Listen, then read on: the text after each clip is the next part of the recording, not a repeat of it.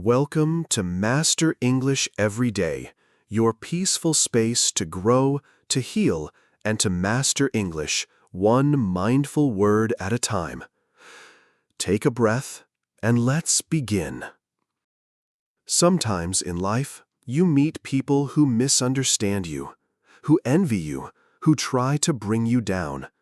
And yet, you smile, not because you're weak, but because you are strong enough to rise above it. A smile is your quiet power.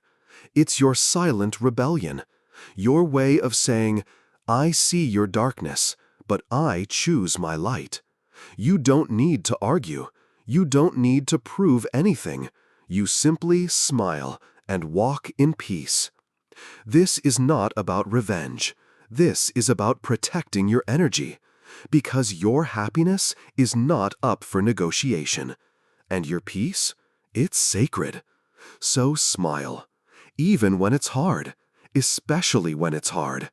Smile not to irritate them, but to empower yourself.